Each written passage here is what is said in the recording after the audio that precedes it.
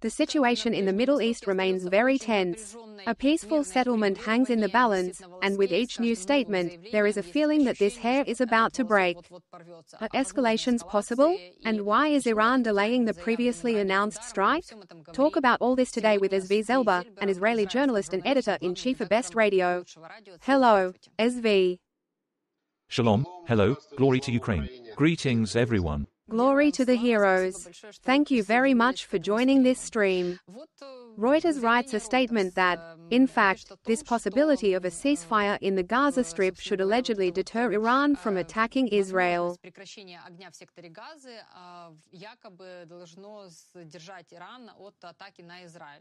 What do you think? I mean the containment of Iran, and the ceasefire in Gaza, on what conditions should it be? Прекращение огня в Газе, на каких условиях оно должно быть? A ceasefire in Gaza is what Iran is now extorting. This is such nuclear blackmail, and Iran sees how almost the entire Western world is trying to stop it and dissuade it from carrying out a strike. As for Israel, Iran is using this situation to achieve a ceasefire in Gaza. It needs this in order to strategically preserve one of its tentacles, which is called Hamas.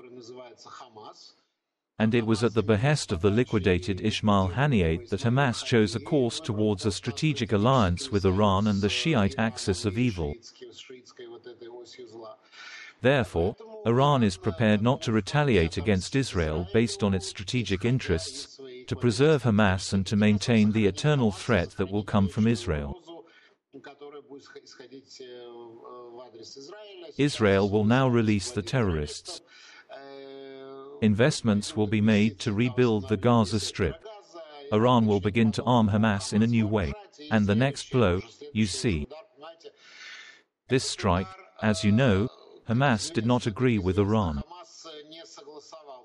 It was such a false start, because Iran really had such plans to attack Israel on 7 fronts at once, but Hamas made a false start and therefore in many ways Iran's plans were thwarted. But maybe in the future, Iran reserves such an opportunity, and yes, you know, this is the state of constant war in which Israel has been living for 75 years, and we see that the radicals still do not give a chance for any kind of peaceful existence, and sir, yes, it means that we will have to continue fighting.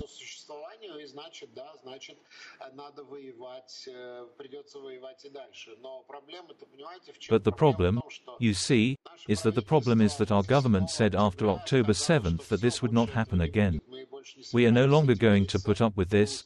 We will eliminate both the threat from the south and the threat from the north. No one will ever threaten us again.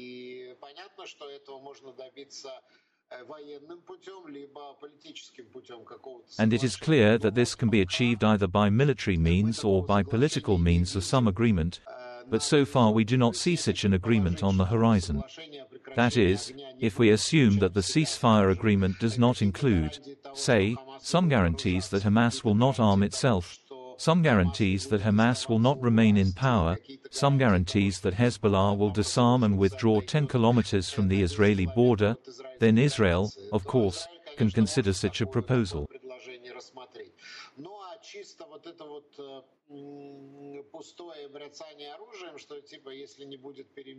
Well, this is purely empty bravado with weapons, that if there is no truce in Gaza, then we will strike at Israel. Well, I don't know. Many in Israel are already ready for this strike. They say that enough is enough. How long can we wait?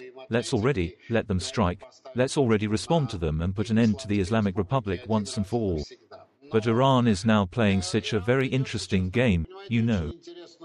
The fact is that they now have a reformer president, a representative of the reform camp instead of the dead or liquidated Raisi.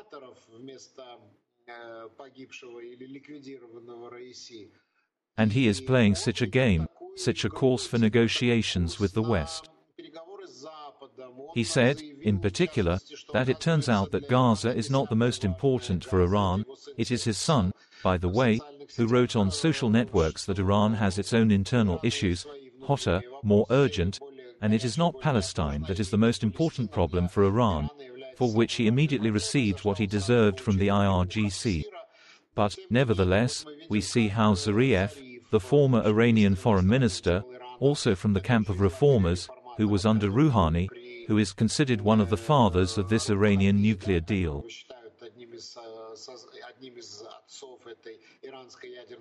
He has also resigned. He does not want to be involved in the attack on Israel. And now we see that something is brewing there, and Iran is giving some signals that it is not interested in war. It does not want to confront the West at all, and that it should respond exclusively according to the concepts of the Middle East, according to the tomboyish concepts of the Middle East, which still lives by some principles of medieval barbarism. But, if Israel agrees to a ceasefire in Gaza, then Iran will be able to explain this to the Middle East, that they are so peace-loving that you can directly glorify how peace-loving they are and are ready not to respond to Israel for the elimination of Ismail Khani in order to establish peace in Gaza. Well, in fact, for the sake of Hamas's survival. Therefore, there is no doubt that efforts will continue. And we can see that the Americans are also supporting their arguments with 4 aircraft carrier groups, and nuclear submarines with Tomahawks, and strategic aviation. In other words, they have practically brought a huge number of strategic forces to the Middle East, which indicates that if something happens, Iran can be hit very hard, including on its nuclear program and other facilities. Therefore, I think that this also works, of course. Well, the economic situation in Iran today is such that they understand that it would be better for them to get out from under the sanctions. Because the bags of gold that they receive from Russia are, of course, good, but there is nowhere to put this gold. But, nevertheless, they need dollars, they need foreign currency and foreign exchange funds in order to somehow support their economy, where a huge percentage of GDP goes to help all these terrorists throughout the Middle East, all these so-called proxies. Iran is thinking about how to use this situation to their advantage, perhaps by lifting sanctions, and Trump looms on the horizon. Iran is very wary of this prospect. As we know, Iran is even working on social networks against Trump and carrying out hacker attacks on his campaign headquarters. So it's not that simple there. It's a rather complicated game, a multi-move game. But the chances that something will happen, some kind of blow to Israel, are most likely limited. Most likely, it will be something similar to April 14th rocket and drone. I also believe that the probability that there will be no strike is about the same, and in the end, Iran will somehow get off this tree with the help of international efforts. Well, what CNN wrote, that Yahya Sinwar started talking about the fact that he is really ready for a truce, that is, what you said. And most importantly, Benjamin Netanyahu does not seem to mind concluding this truce, even despite how it affects his government coalition. CNN writes this, but against the Israeli establishment. In your opinion, who in Israel can really be against this deal? This is not really a truce, more of a deal. A deal is one of the main opportunities to return our hostages, at least partially. But no one is against the very idea of the deal. It all depends on the conditions. Israel has its own conditions and its own position, and Hamas has its own. Но никто же не против сделки. Все зависит от того, на каких условиях. У Израиля есть свои условия, своя позиция, а у Хамаса есть своя позиция. And the only difference is that all the other technical details, such as the approval of the list of terrorists to be released, the timing, the number of hostages in the first stage, and the terms of the negotiations, are all technical details that do not matter much. But the main detail that is still that denominator, division by zero, is that which is mutually exclusive. Israel wants to exchange hostages and then continue to fulfill the other two goals of this war, namely, the overthrow of Hamas, the destruction of Hamas and the elimination of the threat. Hamas wants the deal to lead to a permanent truce and begin the reconstruction of the Gaza Strip. And, therefore, power in Hamas has been preserved. That is, well, imagine that this is just a different picture. Yes, Sinwar climbs out of the bunker with this rag and becomes the winner of the whole world. And the BBC, CNN, and all other Hamas-friendly media outlets around the world will try to do this. Therefore, such a scenario is unacceptable not only for Benjamin Netanyahu, but also for Israel. Understand? As far as I understand the situation, Israel is so erratic and ineffective in Gaza that it looks like they're just waving a stick in the water. There are two more terrorists here. A warehouse was blown up here. Another rocket launcher was found here. They found it here. They found it there. It's just flea fishing. It's endless. And I have the impression that what is happening now is the hunt for Sinwar, and Netanyahu needs this picture. If the deaf is eliminated, Hani is eliminated, and now Sinwar disappears, it will indeed be a picture of victory, after which Netanyahu can go for a truce and a deal with a permanent truce, because it will be a picture of victory. And indeed, this is how it is all perceived in Israel. You know, it was a moral booster when they eliminated Deif, then Haniyeh, because everything here was already so depressed and depressing. But when we see the achievements of our special services, it really gives morale.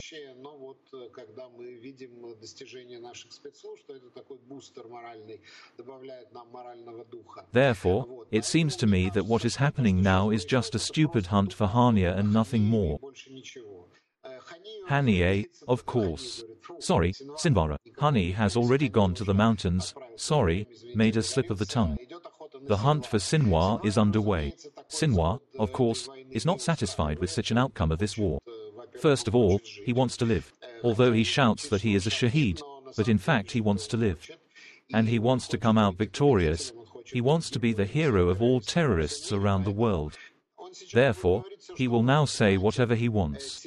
Sinwar is a liar. There are such figures even in the camp of our enemies. We know that they must be listened to. For example, the General Secretary of Hezbollah doesn't give a shit. He won't just grind nonsense. That is, of course, he is engaged in propaganda, but you need to listen to what he says. You don't have to listen to Sinwar, it's a purely refined lie. And I will tell you more.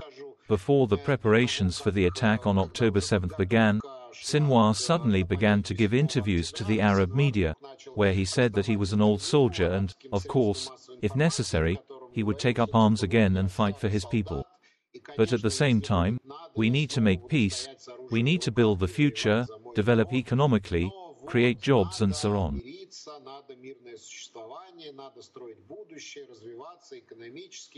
In which Israel believed with great willingness. We had a request for such a Hamas. Hamas, which wants to build Singapore in Gaza. On these. Well, listen, if they had originally wanted to build Singapore, with such huge money that poured into Palestinian refugees, they could have built a very much Singapore there a long time ago. But instead, they dug tunnels and built primitive rockets. This is what happened there. But Sinwar gave interviews in which he said that he was an old warrior, but he wanted peace and prosperity, the lifting of the blockade, agreements and Palestinian unity. Therefore, I would not listen to Sinwar. I hope that his days are already numbered, that his fate is sealed and that we will find him soon. And that will be the end of the war, the suffering of Israel will end, the suffering of the people of Gaza will stop, and this will be the picture that Benjamin Netanyahu wants. And then we will talk about the deal, about the release of the hostages. Maybe no deal will be needed at all, we'll see. You started talking about the fact that Israel is in a zone of constant conflict, when there are some enemies on all sides. How do you think the conflict in the Middle East can be resolved, and can this tension come to naught?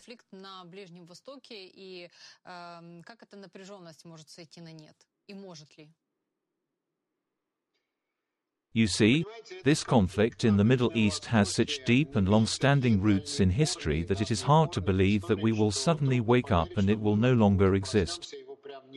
But if you imagine an imaginary Middle East, let's imagine that there is no Iranian regime, let's imagine that there is no Hamas.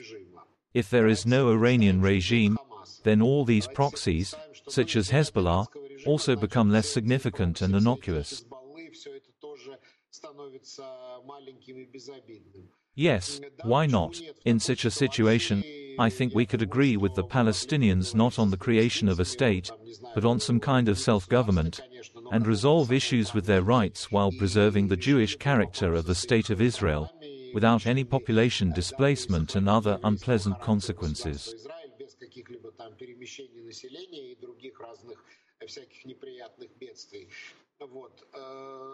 This conflict is being fueled artificially. I will tell you more. Palestinian identity, in fact, has no historical separateness. It was all invented at the Lubyanka. The Palestinians are absolutely no different from all the Arabs around us. They do not have their own dialect. They speak exactly like in Saudi Arabia. By the way, it is very close to literary Arabic. No cultural features, no cuisine of their own.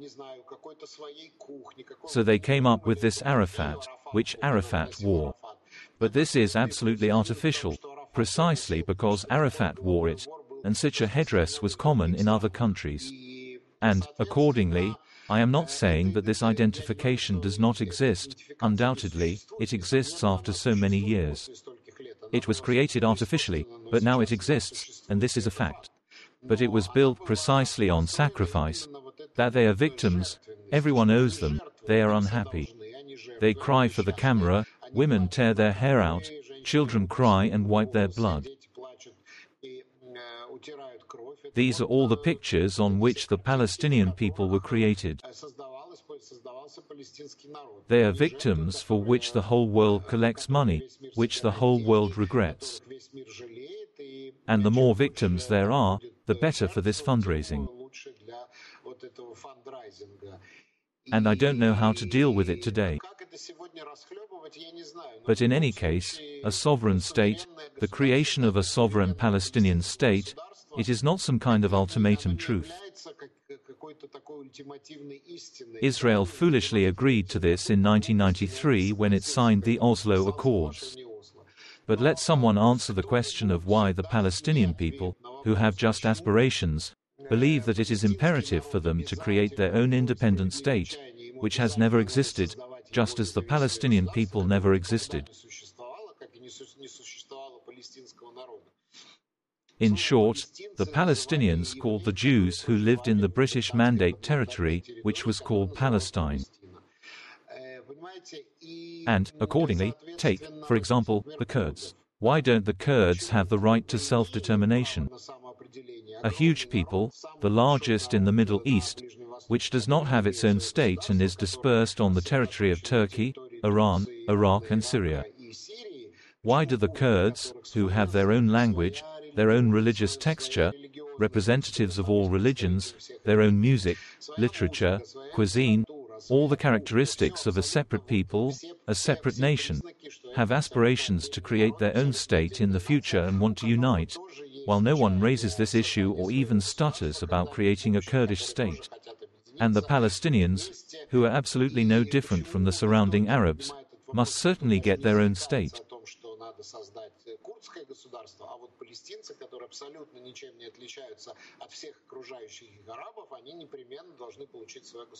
That's absurd. And secondly, I don't understand that even if we are talking about some kind of Palestinian state, there is such a scale of all this that no one can even imagine. Because they usually draw such a large map of Israel. And if you ask people on the streets, they will say that this is some kind of giant country. Because, believe me, Israel, together with all the territories, has an area of 20,000 square kilometers. This is a microscopic territory, and the Palestinian state is supposed to be created on the territory of 6,000 square kilometers. That is just nonsense. There is simply nothing to talk about. From Jerusalem to Ramallah, which is now the capital of the Palestinian Authority, you can walk in 10 minutes. It's all very small, and I don't understand why. For example, a Jew by nationality can live in Kiev, in Hamburg, in New York, in Abu Dhabi, in Dubai. Why can Jews live in Berlin but can't live in Hebron? That is, a Palestinian state should be created after all Jews are deported from there to the last. Explain to me, I don't understand this logic. Why is it necessary to create a Palestinian state where there will not be a single Jew? That is, Judenfrei, like Hitler's, is completely free of Jews. The state of Israel, on the other hand, must be inhabited by everyone, not only the Arabs who have Israeli citizenship today, but also the refugees from all over the world who have been recorded and passed on as refugees for an infinite number of generations. That is, they have already recruited 6 million of them and demand that everyone get the right to return to the territory of Israel and certainly receive Israeli citizenship, which, of course, means that Israel is also turning into an Arab state. Such a Palestinian state, of course, will never exist. We are not going to commit collective suicide. Therefore, it is necessary to look for some new ways of settlement. New ways of settlement. To abandon the idea of resolving the Palestinian question within the framework of the creation of a new independent state. If a state is created as it was planned in Oslo and under the current conditions, with the existence of Hamas and the Iranian regime, it will undoubtedly become another terrorist cancer state with which Israel will wage constant and incessant wars. And everything that follows from this. But if we imagine the Middle East without the Iranian regime, without artificially escalating the conflict, without all these forces that siphon billions from the Palestinian problem, then I think we would find a solution to the problem. There are already Arab states that are ready to recognize Israel's right to exist as a Jewish state and become an organic part of the Middle East. We see that more and more Arab countries are establishing good relations with Israel.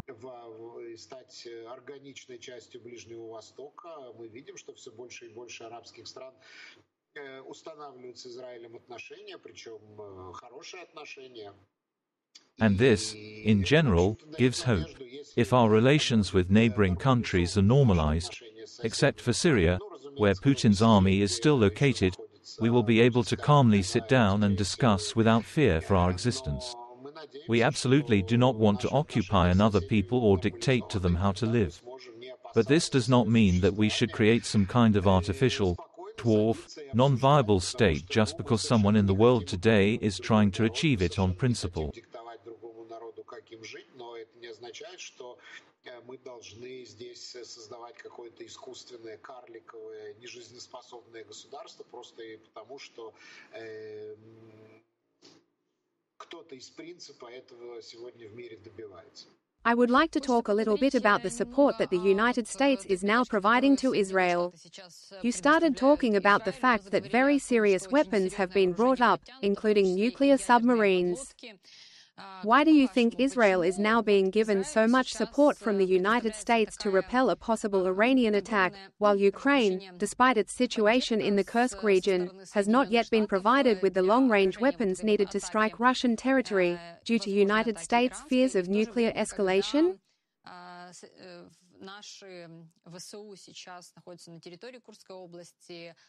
Украине до сих пор не дали обычную простую вещь, то есть бить дальнобойным оружием по территории России. Это то, что нам сейчас настолько необходимо. Потому что якобы Соединенные Штаты боятся эскалации ядерной. You answered this question yourself. You know, if Ukraine had not agreed to sign the Budapest Memorandum and had kept nuclear weapons, do you think Putin would have attacked? No, of course, the same is Israel. Of course, Israel has never had nuclear weapons, but if necessary, it will use them. Moreover, the Americans brought one of their submarines, which is called Georgia. Yes, Israel has 7 of its own boats, with strategic missiles. So, you see, if we go back 50 years, there was the Yom Kippur War. Yom Kippur War. Yes, the attack on October 7th took place exactly the day after the date when we celebrated the 50th anniversary of the beginning of the Yom Kippur War. Exactly 50 years and 1 day later, yes, they attacked again. The Yom Kippur War was very difficult for Israel. Firstly, we were also taken by surprise then. Second, the Democratic administration, which was dominated by Henry Kissinger, who recently passed away, and the Democratic Party, which played its games with China and the Soviet Union during the Cold War. Kissinger literally bargained with Golda Meir for every bullet.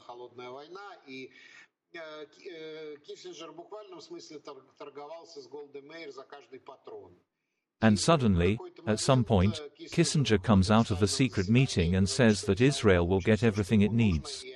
America is literally opening an air bridge through which, thanks to absolutely incredible efforts, everything arrives in Israel, including planes, tanks and everything else on the list, and very, very quickly. And European countries, fearful of an Arab boycott, did not allow American planes to land for refueling, despite the fact that the Arab countries declared a boycott. The only exception was Portugal, which provided its outlying island territory for this purpose. So they gave them some kind of military airfield, where they refueled there and flew to Israel. And literally within a matter of days, Israel received all the weapons it needed in order to repel the attack of the Arab armies in Syria and Egypt. Well, in fact, it was a war with the Soviet Union. Syria and Egypt were armed to the teeth with the latest Soviet weapons. There was no need for anything. There were Soviet officers, Soviet instructors, Soviet pilots. It was actually a war with the Soviet Union, so it is clear that Israel itself got stuck. Well, here are the documents that leak from time to time. I advise you to listen to Mark Salonen. He has a whole series of videos recorded on his channel about the Yom Kippur War. And he also unearthed these documents, but they were also published in Israel. There is an assumption that Golda Meir said at this meeting that Israel has no other choice, and it will use nuclear weapons. And at that moment, the Americans, in order to prevent this, immediately gave everything that was necessary for victory. That, I think, is the whole difference. And apparently, Benjamin Netanyahu spoke frankly with representatives of the Democratic Party during his recent visit to the United States, since the Democrats, especially Biden, are the last to show any belligerence towards Iran.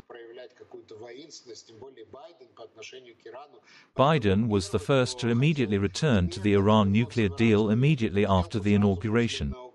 Immediately after the inauguration, literally the next day, negotiations with Iran began. Only the stubbornness of the Iranian Ayatollahs, their inertia and fanaticism prevented a return to the deal, although Biden lifted most of the sanctions. But today we see that Biden suddenly has some kind of super motivation, and he is sending huge forces to the Middle East to stop Iran. I think that, well, at least that's my explanation. I don't have any insider sources, but that's my guess. And you yourself said that if Ukraine had not signed the Budapest Memorandum and had not given up its nuclear weapons, it would now be safe. I am absolutely sure of this. You know, there is still a question of some kind of global security architecture, because it turns out that all countries that do not have nuclear weapons, and there are quite a few of them, are in danger. And Ukraine is now fighting for its survival. Unfortunately, this is the case. Thank you very much for this conversation. I would like to add just one word. Nuclear weapons are just strategic, that is, they are a theoretical threat, after the announcement of which, in general, everything should stop. This is what the UN was created for. But Putin let genie out of the bottle. And now, unfortunately, this rhetoric is gaining momentum. It is fueled by the indecisiveness of the same Democrats who, instead of declaring that in response to a nuclear strike by Russia, there will be a nuclear strike on Russia, talk about the use of only conventional weapons. And this, as it were, removes the issue of nuclear deterrence. There is no nuclear deterrence of Putin, because he has immediately promised that a retaliatory strike will be a conventional weapon. This is how it works. Unfortunately, thank you very much for this conversation. Cvі Zільбер, an Israeli journalist and editor-in-chief of Best Radio, was a guest on this stream. Always glad. Take care.